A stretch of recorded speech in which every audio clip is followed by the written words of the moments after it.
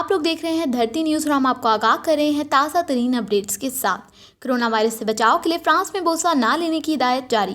Corona virus की रोकथाम के लिए फ्रांस की वजारत सेहत ने 5000 से जायद के इज्तिमा पर पाबंदी आयद कर दी और मुलाकात के वक्त बोसे से गुरेज करने की हिदायत जारी की है। गैर मुल्की खबर रसां इदारे के मुताबिक हफ्ते के रोज़ फ्रांस में कोरोना वायरस के मुतासरीन की तादाद दुगनी होकर 100 हो जाने के बाद फ्रांस की वजारत सेहत ने बड़े अवामी इज्तिमाआत पर पाबंदी आयद कर दी है।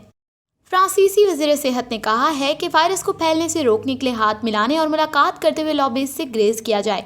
फ्रांस समेत यूरोप के मुख्तलिफ ममालिक में मुलाकात के वक्त हाथ मिलाने और गले मिलने के साथ गाल का बोसा लेने की रवायत है, जिसे लॉबीज कहा जाता है। फ्रांस में अब तक कोरोना वायरस से 2 हलाकतें हो चुकी हैं और मुतअद्दिद तकरीबात और अवामी सरगर्मियाँ मनसूख कर दी गई हैं।